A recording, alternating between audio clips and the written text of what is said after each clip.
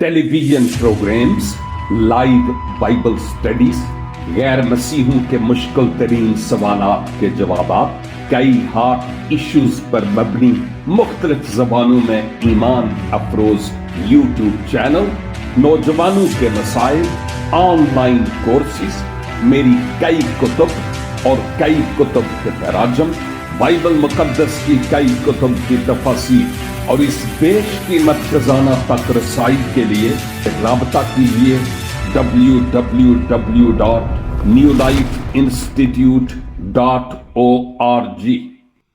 خداوند یسوع مسیح کے پاک، جلالی، مبارک اور خوبصورت ترین نام میں میرے عزیز بھائیوں، بہنوں اور ہم خدمت ساتھیوں، آپ جو ہمارے ساتھ مختلف الیکٹرانک میڈیاز پر اس وقت خداوند کے کلام کو سیکھ رہے ہیں، آپ سب کی خدمت میں آج سلام پیش کرتے ہوئے خداوند کا شکر گزار ہوں کہ آج پھر ممکن ہو پایا کہ میں اور آپ آن لائن ہو کر خداوند کے اس زندگی بخش کلام کو سیکھنے والے ہو سکیں،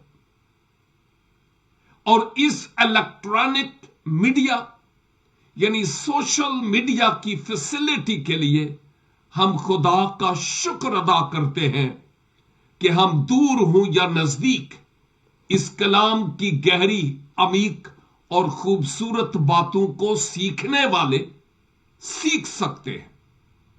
اس لیے آج پھر آپ کی توجہ کلام مقدس کی طرف لاتا ہوں، اور آپ جانتے ہیں کہ آج کے دن میں اور آپ مل کر دانییل نبی کی کتاب کا مطالعہ کرتے ہیں۔ عہد عتیق میں سے انبیاء اکبر میں سے یہ ایک کتاب ہے دانییل۔ ہم اس کے 8 باب میں ہیں، جس میں ہم دانییل کو ایک اور رویا دیکھتے ہوئے سیکھ رہے ہیں، اور اس سے پہلے ایک اور رویا تھی، اور اب یہ ایک دوسری رویا ہے۔ ہم نے گزرے ہفتے اس 8 باب کی پہلی 2 آیات پر غور کیا تھا۔ آج میں آپ کے ساتھ مل کر آیت 3 اور 4 پر غور کروں گا، لیکن اچھا ہوگا کہ اگر میں پہلی آیت کو لے کر آگے بڑھوں، کیونکہ پہلی 2، 3 اور 4 آیات کے تلاوت کرنے میں کوئی اتنا زیادہ وقت نہیں لگے گا، اور اس کا فائدہ یہ ہوگا آپ میں سے وہ جو آج ہمارے ساتھ پہلی مرتبہ شریک ہوئے ہیں، آپ بھی اس کلام کی ان باتوں کو ذہن نشین کرتے ہوئے اگلی باتوں کو بہتر طور پر سمجھ پائیں گے۔ کتاب مقدس میں یوں لکھا ہے، بیلشزر بادشاہ کی سلطنت کے 3 سال میں مجھ دانییل کو ایک رویا نظر آئی، یعنی میری پہلی رویا کے بعد، اور یہ پہلی رویا 7ویں باب میں ہم مطالعہ کر چکے ہیں، ایک بڑے حیوان کی تھی، اور دانییل اقرار کرتے ہیں کہ مجھ دانییل کو، یعنی کوئی شک و شبہ کی گنجائش نہیں ہونی چاہیے، مجھ دانییل پر کون سے وقت جب بیلشزر سلطنت کرتا تھا بابل پر، اور اس کے 3 سال مجھ پر یہ رویا ظاہر ہوئی ہے، مجھے یہ رویا دکھائی دی ہے۔ اور اگر یاد ہو تو میں نے کہا تھا کہ 3 کا جو ڈیجٹ یا 3 کا جو عدد بائبل مقدس میں ہے، وہ ہمیں ریویل کرنے یا ظاہر ہونے کو بیان کرتا ہے۔ آیت 2، اور میں نے عالم رویا یعنی رویا کی حالت میں دیکھا، اور جس وقت میں نے دیکھا ایسا معلوم ہوا کہ میں قصر سوسن میں تھا جو صوبہ ایلام میں ہے۔ قصر سوسن در حقیقت اب تھا تو وہ بابل میں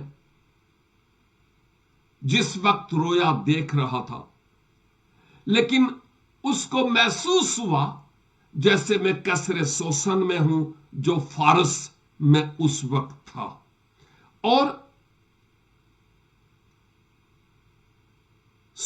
اور صوبہ ایلام میں ہے، وہ حدود اربا بھی بتاتا ہے۔ پھر میں نے عالم رویا میں دیکھا کہ میں دریائے اولائی کے کنارہ پر ہوں، اور میں نے آپ کو یہ بات بتائی تھی کہ مقدس حزقیل بھی نہر کبار کے کنارے رویا کو ریسیو کرتے ہیں۔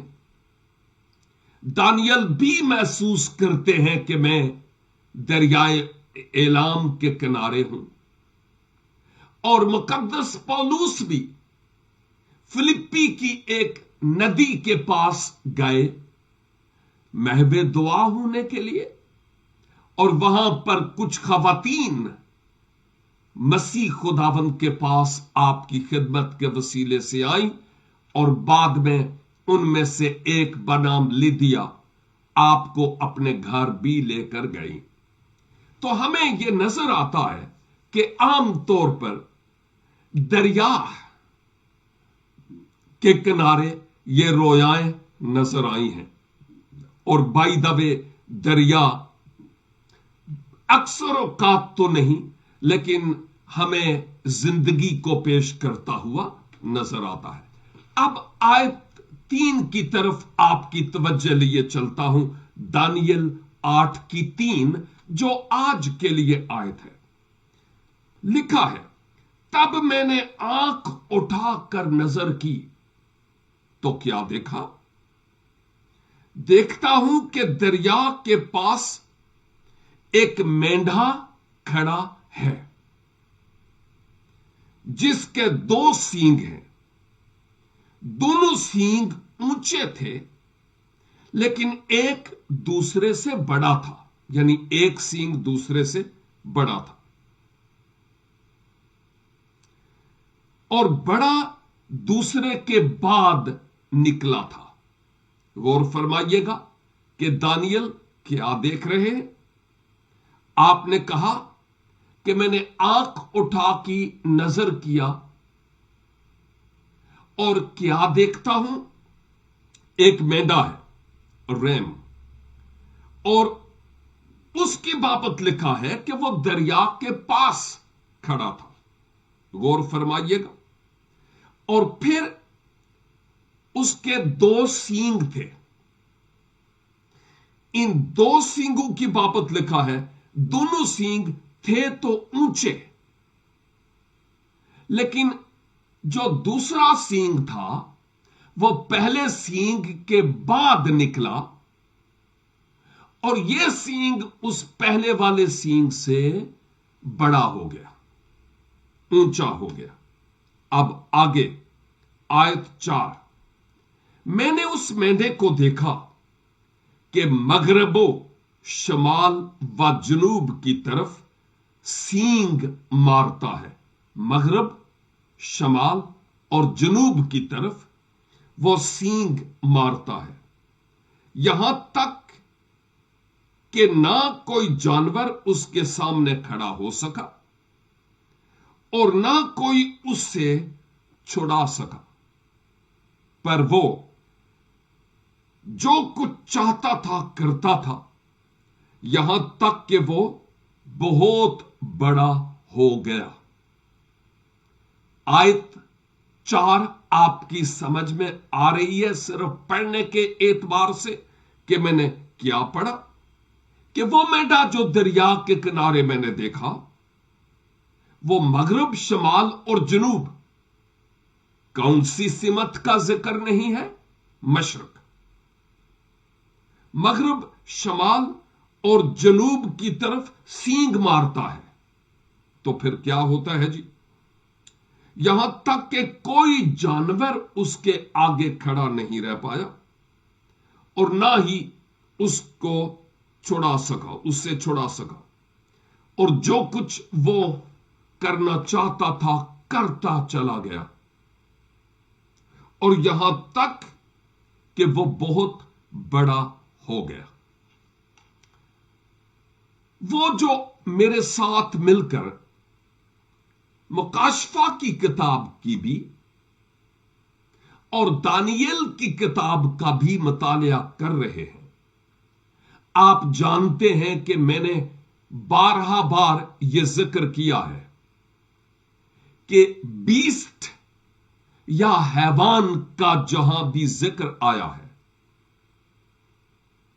موسٹلی یعنی اکثر اوقات یہ بادشاہوں اور بادشاہتوں سے متعلق ہے، اور اگر حیوان بادشاہت سے متعلق ہے تو لازم ہے کہ اس بادشاہی کا کوئی بادشاہ بھی ہوگا، اور اگر بادشاہ ہے تو پھر لازم ہے کہ بادشاہت بھی ہوگی۔ ان باتوں کو تھوڑا سا ذہن میں رکھنا ضروری ہے۔ یہ مینڈا، اور پھر جب خدا نے چاہا اگلی آیات پر غور کریں گے تو پھر آپ دیکھ پائیں گے کہ یہ بھی مملکتوں کو، سلطنتوں کو اور بادشاہوں اور بادشاہتوں کو پیش کرتا ہے۔ اس لیے میں کہتا ہوں کہ ذرا غور سے ان باتوں کو سننے کی ضرورت ہے۔ علماء بائبل یا مفسرین بائبل مقدس کے مطابق جو ان واقعات کا ذکر ہے، یہ 521 قبل از مسیح میں دانیل یہ رویا دیکھتے ہیں، اور 522 قبل از مسیح میں ہم اس رویا کو تکمیل تک پہنچتے ہوئے دیکھتے ہیں۔ مفسرین کا کہنا ہے کہ آلریڈی یہ واقعات ہو چکے ہیں، ہم ذکر کریں گے، لیکن کئی علماء کا خیال یہ ہے کہ یہ واقعات اب دوبارہ سے ریپیٹ ہونے کو ہیں، کیونکہ یہ اینڈ ٹائم یعنی آخری وقت سے متعلق ہیں، خداوند یسوع مسیح کے آنے سے پیشتر کی طرف اشارہ کرتے ہیں۔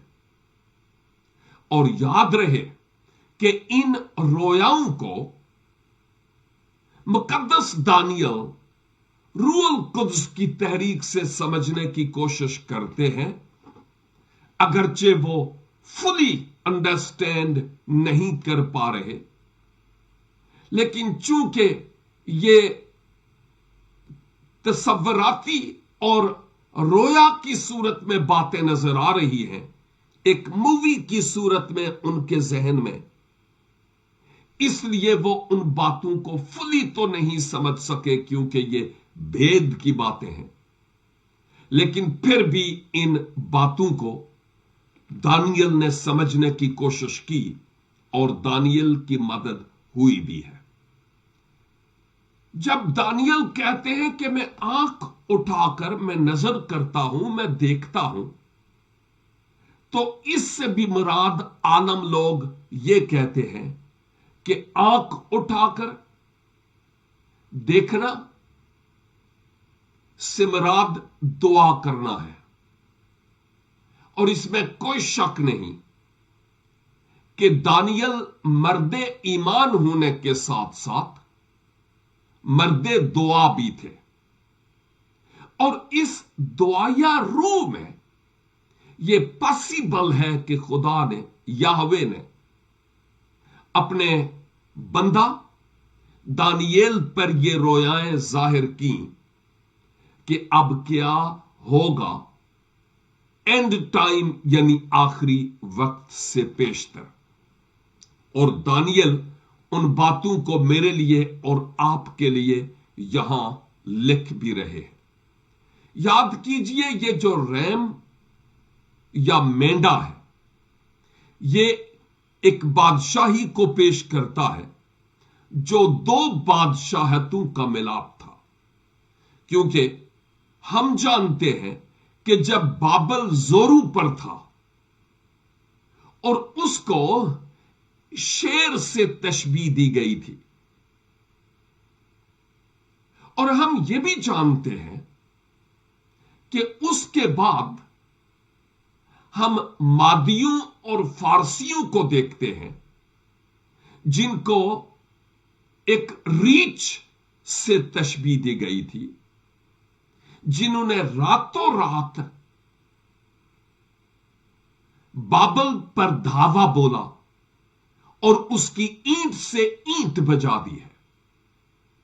और बाबल को मादियों और फारसियों ने अपने काबू में कर लिया था, और बाबल का फिर नामो निशान मिट गया था। इवन आज भी बाबल का नाम सिर्फ कुतुब में और कुतुब के औराक में है, यूं वो नहीं, क्योंकि उसने अपना सर खुदा के बरखिलाफ बुलंद किया था।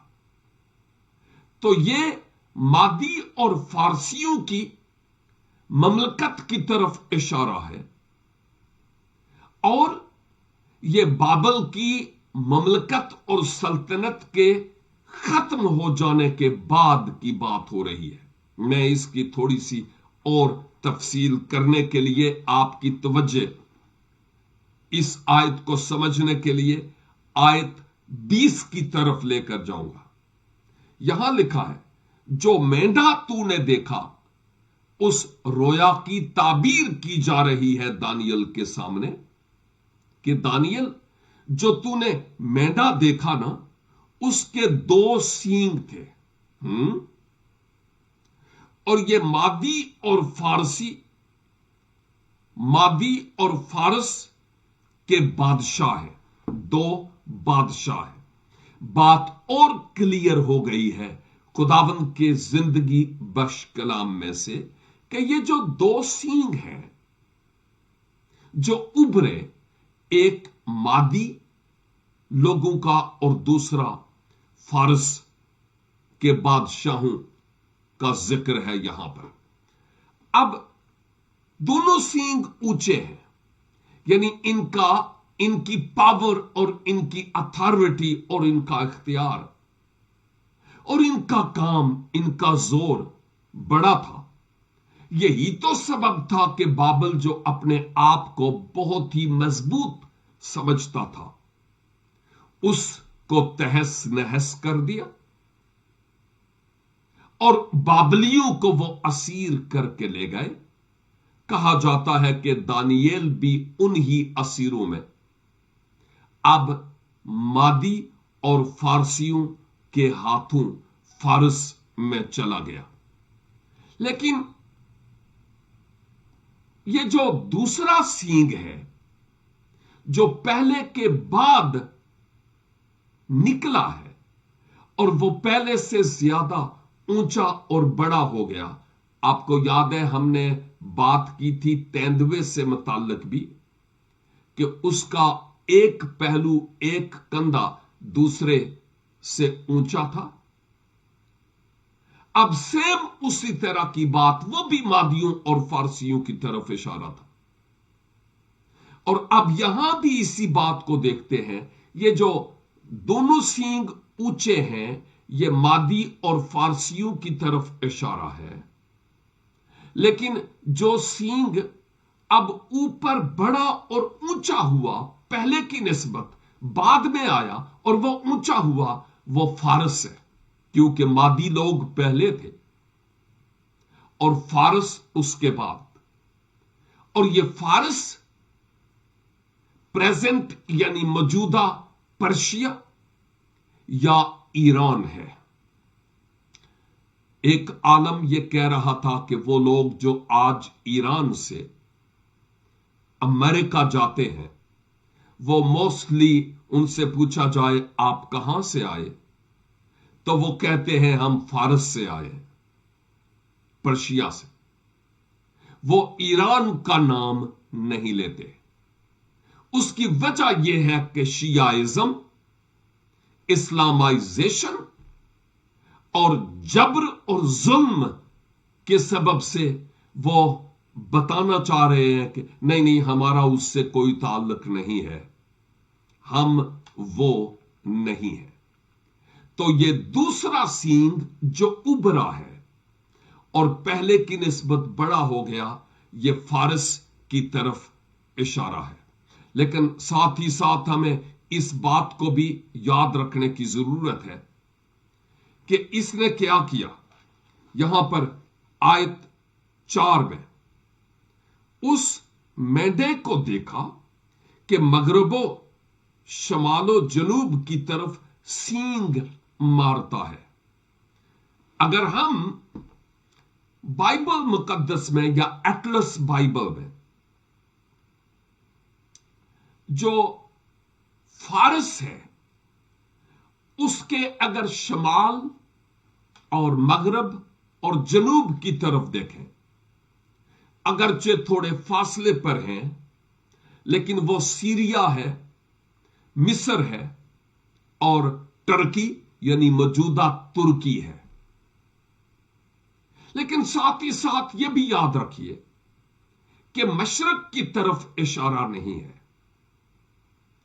اگرچہ پاکستان، ایران، یہ ہندوستان، یہ تمام اس فارسی مملکت میں کسی وقت ضرور تھے، لیکن چونکہ یہ ممالک وہ ہیں، خاص کر پاکستان، جو آئیڈیالوجی کے مطابق تو ایران کی سی ہی آئیڈیالوجی رکھتا ہے، افغانستان بھی ان میں شامل ہے۔ لیکن ان کو اب جو فارس ہے اس کو بڑھ کر مغرب کی طرف، شمال اور پھر مغرب اور جنوب کی طرف اپنے کام کو کرنا ہے، اور اس نے کیا بھی ہے۔ اور میں نے کہا کہ ادھر وہ شمال کی طرف، جنوب کی طرف اور مغرب کی طرف جو ہمیں نظر آتا ہے وہ ترکی ہے، مصر ہے اور سیریا ہے۔ ہم پہلے بھی ان پر بات کر چکے ہیں کہ فارس وہاں تک پھیلا ہوا تھا ایران کی جب ہم بات کرتے ہیں تو۔ لیکن جو بڑے عظیم خدام ہیں، جو بائبل ٹیچرز ہیں، اگر ان سے پوچھا جائے تو وہ یہ کہتے ہیں کہ یہ ہر جا اس کا سینگ مارنا سے مراد یہ ہے کہ ایران اینڈ ٹائم پر، آخرت میں مسیح کے آنے سے پہلے آخری وقت میں اتنا سٹرانگ ہوگا کہ پھر اس کے آگے شاید کوئی اور ٹھہر نہ سکے۔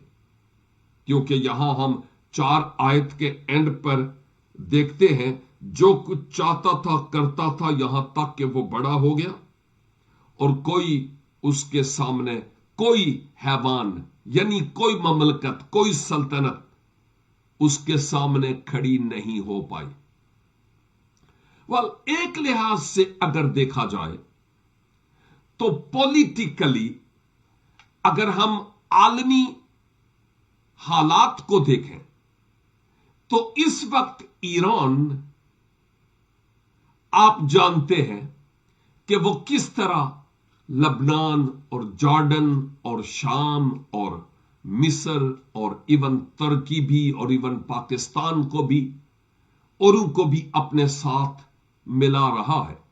افغانستان تو ہے ہی، اگرچہ اس کا کام تو اس طور پر نہیں ہے، لیکن وہ سبھی اسرائیل کے برخلاف لڑنے کے لیے اٹھ کھڑے ہو رہے ہیں۔ اب اس کا حل کیا ہوگا؟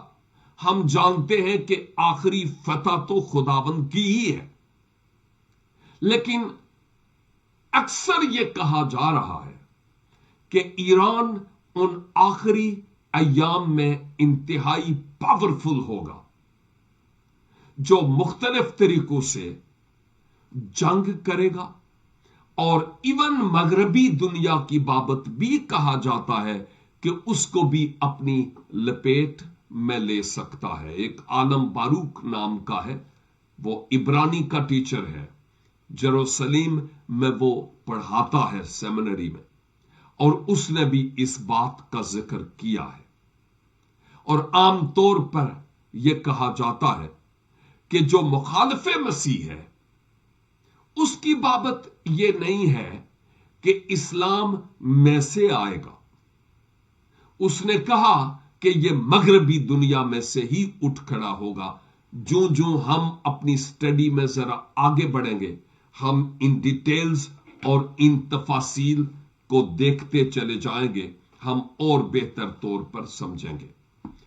یہاں ہمیں اس بات کو مد نظر رکھنے کی ضرورت ہے کہ جو عالمی طور پر حالات ہیں ان کو مد نظر رکھنا بہت اچھا بھی ہے اور ضروری بھی ہے، اور لازم ہے کہ میں اور آپ خبروں سے بھی آگاہ ہوں اور خداوند کے پاک کلام سے بھی۔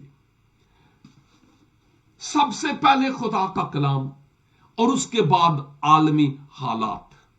میں ایک بائبل اسکول میں جب تھا تو ایک استاد یہ کہہ رہے تھے کہ جتنے بھی خدا کے لوگ ہیں، اس وقت تو وہ خادم لوگ جو تیار ہو رہے تھے ان کی بات ہو رہی تھی، لیکن وہ استاد یہ کہہ رہے تھے کہ جتنے بھی خدا کے لوگ ہیں، مسیحی ایماندار، ان کے ایک ہاتھ میں بائبل مقدس اور دوسرے ہاتھ میں اخبار ہونا چاہیے۔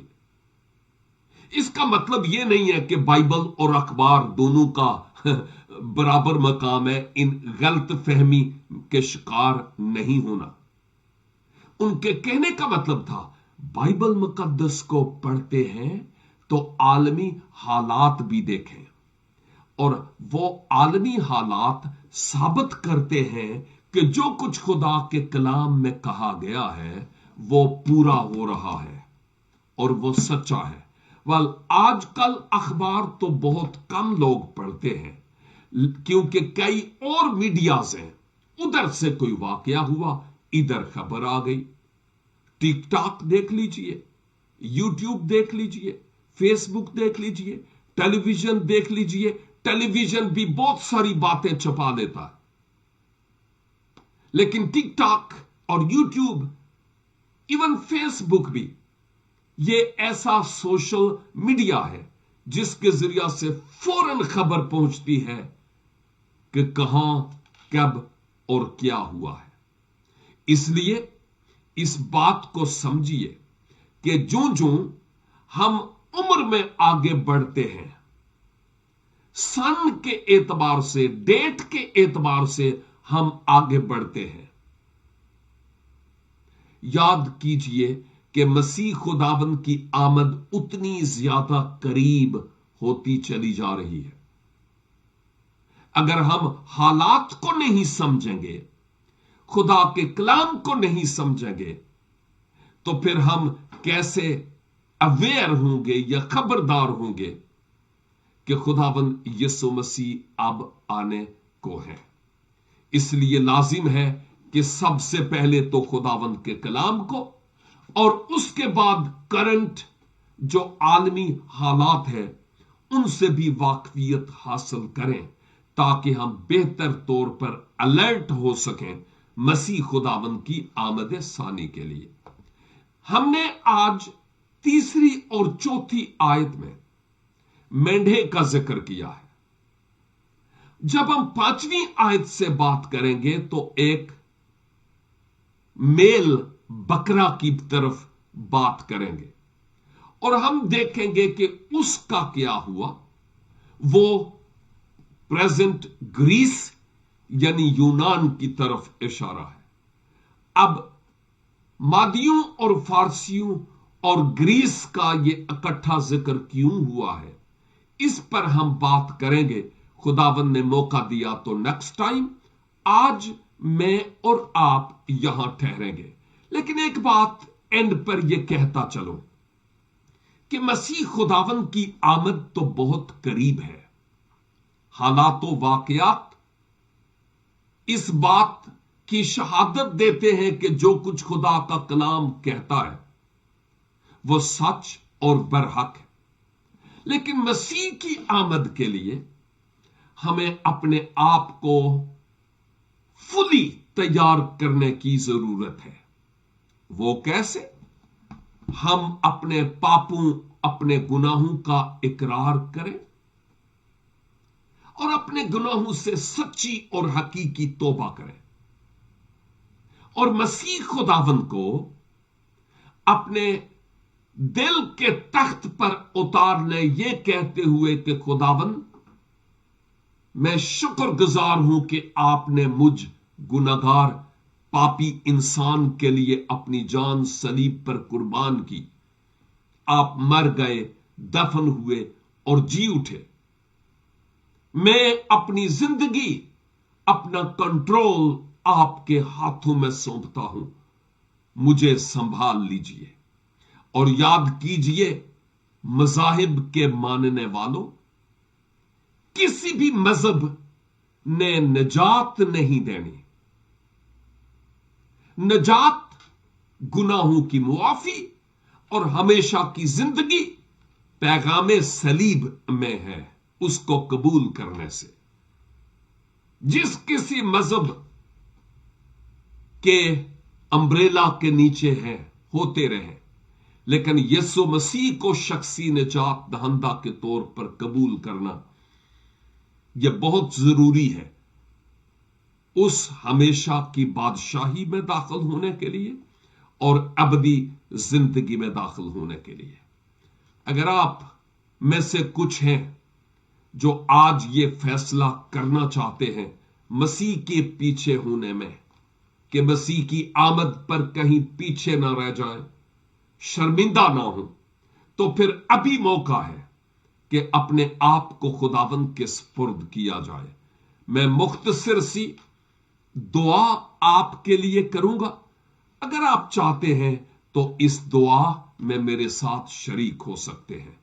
اے خداوند، آپ کے کلام کی ان گہری، عمیق اور خوبصورت باتوں کے لیے آپ کا شکر اور آپ کی تعریف کرتا ہوں۔ آپ کے کلام کے لیے شکر ہو جو ہمیں ان آخری ایام سے متعلق خبردار کرتا ہے۔ او خداوند، ممکن کیجئے کہ ہم عالمی اس کرۂ ارض پر کے حالات کو بہتر طور پر سمجھتے ہوئے آپ کی آمد کے لیے مکمل طور پر تیار ہوں، اور میرے ناظرین اور سامعین میں سے اے خداوند اگر کوئی ایسا یا ایسی ہے جس نے ابھی تک اپنا آپ کے سپرد نہیں کیا، یسوع کے نام سے ان کی زندگی میں آپ انقلاب پیدا کیجئے کہ وہ تائب دل ہو کر آپ کی طرف رجوع لائیں اور خداوند اپنا جیون آپ کے نام کر سکے، اور جو آلریڈی خداوند آپ میں ہیں ان کو اپنی راست بازی کی پوشاک کی حفاظت کرنے کا فضل عنایت فرمائیے۔ اور خداوند جتنے بھی بیمار، پریشان حال، دکھی اور غم زدہ لوگ ہیں، ان سب کو بھی آپ کے سپرد کرتا ہوں۔ یسوع کے نام سے ان کی زندگی میں آپ انقلاب پیدا کیجئے، ایک بڑی تبدیلی لائیے، معجزے پر معجزے ہوں، اور خداوند آپ کا نام ان کے وسیلہ سے جلال اور عزت پائے۔ اپنے خادم کی دعا، منت اور شکر گزاری کو سنیے اور قبول کیجئے، مسیح خداوند کے وسیلے سے، آمین اینڈ آمین۔ آپ کی توجہ کا بہت بہت شکریہ۔ خداوند نے چاہا تو نیکسٹ ویک پھر یہ خاکسار اگلی آیات کے ساتھ آپ کی خدمت میں حاضر ہوگا۔ تب تک کے لیے خداوند کی حفاظت اور خداوند کی امان میں رہیں. God bless you all. www.newlifeinstitute.org